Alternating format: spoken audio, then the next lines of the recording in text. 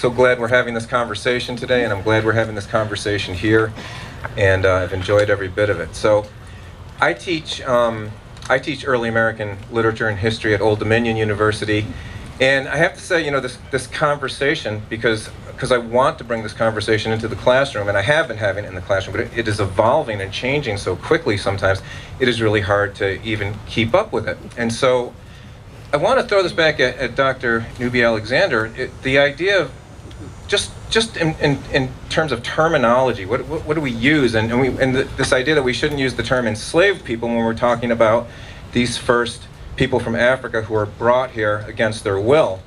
And I'm thinking that Jamestown didn't happen in a vacuum, that slavery was happening in the Western Hemisphere, that these practices were well known, and that there were people in the Jamestown colony in 1619 who had come from Bermuda and other places, and they knew about slavery. So even though the laws weren't codified, wouldn't it still be accurate to say that it was being practiced? It just wasn't being called that necessarily.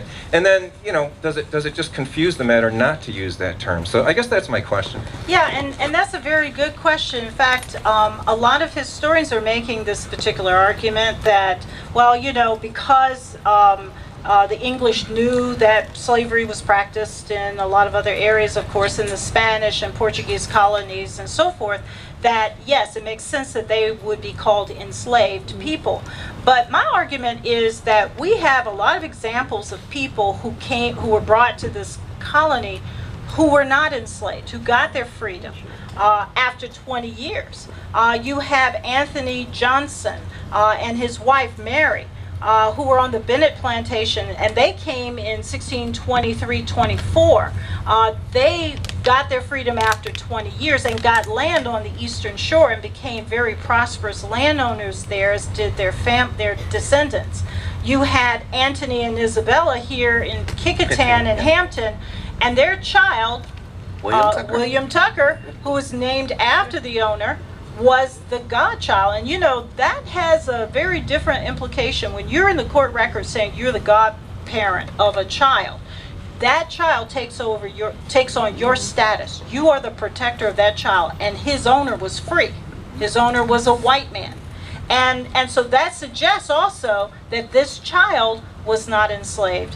And according to some of the records that I have seen, Anthony and Isabella received their freedom as well after years of servitude, because in the English system you had servants, you had indentured servants, and you had servants. Indentured servants had contracts that could last anywhere from 2 to 10 years.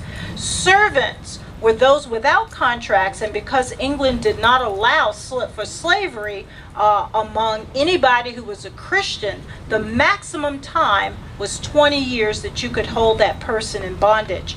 And I mentioned the John Punch case, so there are other question marks. There are other examples in the cases that lets us know that was, even if some people did hold people or try to hold people permanently in bondage, we saw resistance even to that with the freedom suits. And so it was not agreed upon collectively that there was a system of slavery in place. So I prefer the term bonded or unfree, because it was a very fluctuating and fluid situation at that time, and I prefer to lean on the side of caution, not to simply make it simple and say they were enslaved, because there are too many occasions when that story doesn't apply to everyone.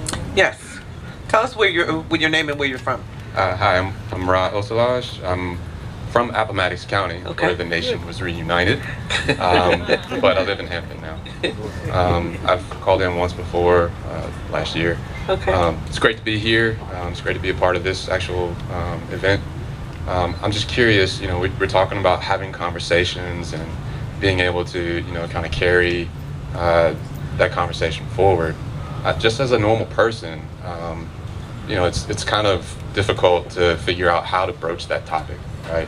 And so I'm wondering, as part of this weekend, are there advices that either you can give, or perhaps part of some of the events that are giving recommendations on how to have those conversations, and then also would that kind of thing be discussed as part of the Welcome Center? Okay, Terry? Well, for the first time, Glenn and I are putting together a Black cultural tour that will go out every year. And on Saturday, we will provide tours that will explain the story of the African American experience in this space. And it's all designed to create dialogue.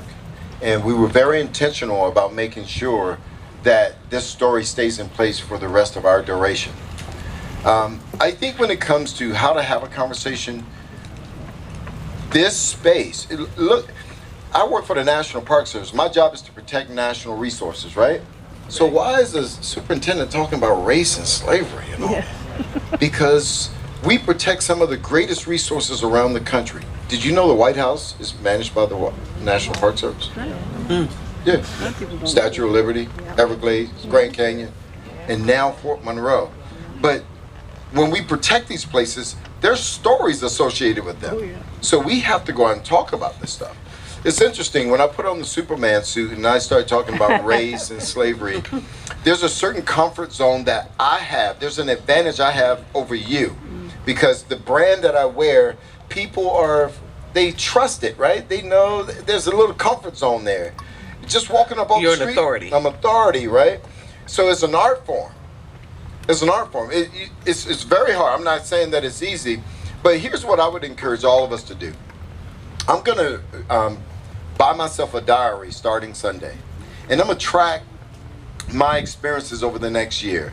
And when we have this event next year, I want to see what you have in your book, and let's see if we can improve our society. What are you doing? Please document. I would love to see it. I think there's a way to have a discussion in that manner and bring people in a circle to do that. It's just a small sample. You want to give some ideas on how you approach the topic? Well, I think that this topic, it can solicit emotions. It can, especially an emotional response that could be positive or negative.